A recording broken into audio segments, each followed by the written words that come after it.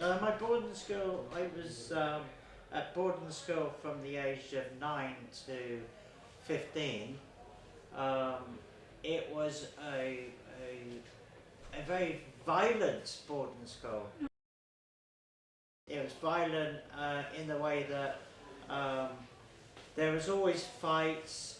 The masters were always caning me, but I used to run away from school because I hated it.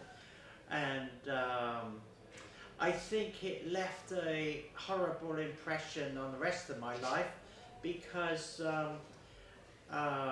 it made life very difficult because I was separated from my parents at the age of 4, went to live with my grandmother, and then the authorities in this country, the social services, decided that I needed to be in a boarding school, so that's where I went, and it wasn't very good. It wasn't a pleasant place, no. Both my mother and father are dead, and my grandparents are dead, so I haven't got any existing parents anymore.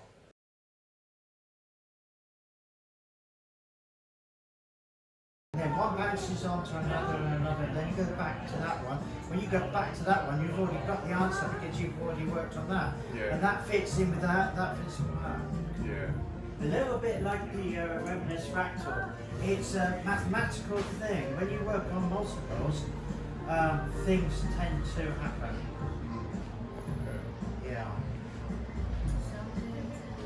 But also, just enjoy the process of everything, and just learn all the time. And the quickest way to learn is working on multiple ideas. Yeah, definitely, definitely. Because each small project will breed inspiration into the next. So yeah. And not only that, but all the ideas will eventually look like a fractal in a mathematical way because they're all going in the same direction anyway. So they'll all meet up and they'll all make sense together as a whole. Yeah. I like that. Yeah. Do you have a card? Yeah, in that box. Yeah, here. I don't want to forget.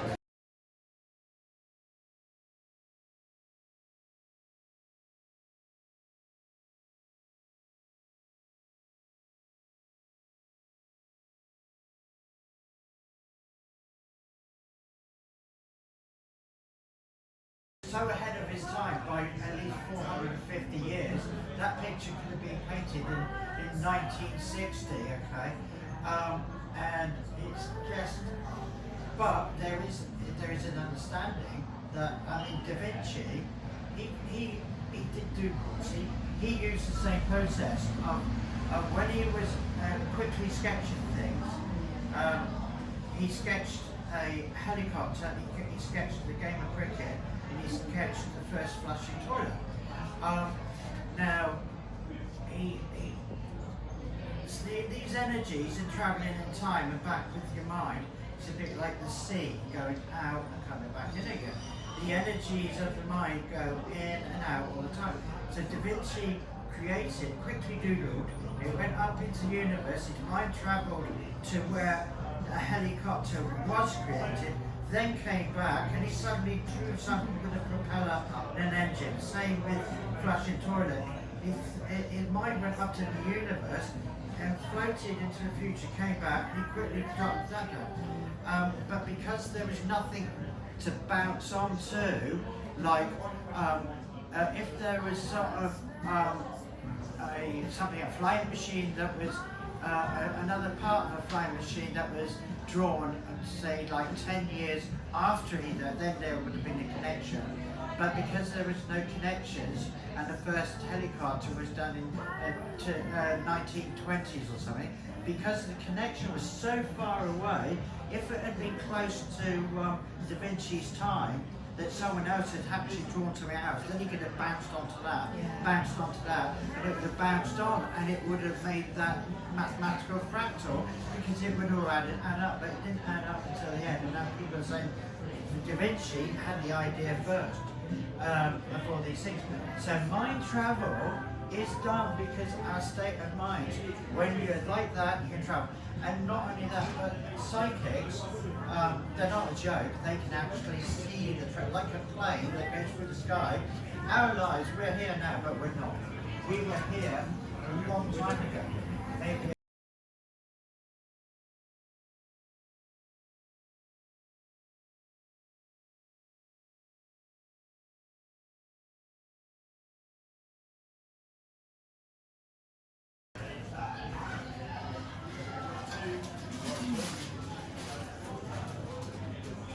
so are you doing well at the moment with your creativity?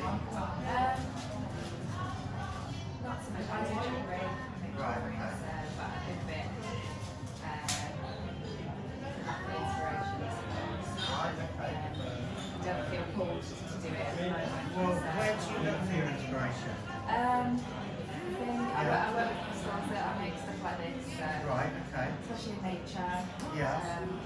I was just going to say, do you find it in sort of nature with flowers and grasses and everything? I mean, the broccoli is like a tree to me, it's a tree of life. And Mother Nature sent a vegetable that looks like a tree to tell everyone, put this inside you, you'll be alright against the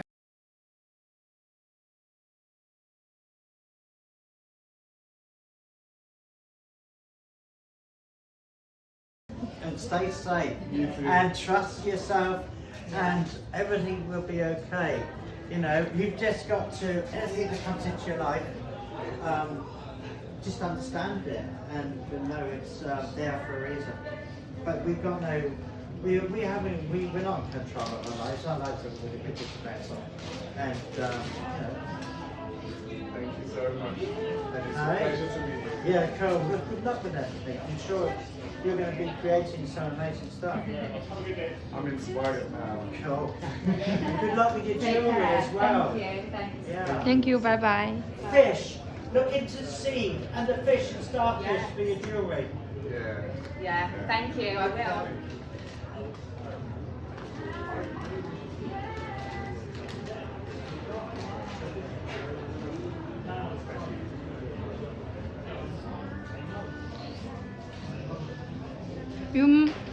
You motivated a couple.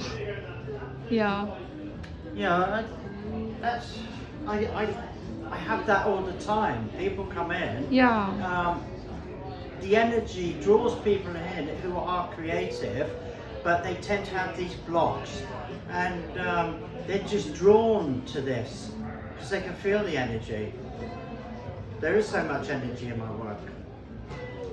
And then when they do come in, I've got the answers because the universe talks to me Yeah. and tells me what to say. Yeah. And it's not something you learn in a textbook. It's an energy that has to be understood and accepted and believed that it's actually there. Cool. Oh, it's a lovely conversation. I have these conversations all the time with creative people. Yeah. And this is in some ways, I enjoy the conversations that I have as much as I do creating the artwork, because the energy in conversation is connected to the amount of work that I actually do. Yeah.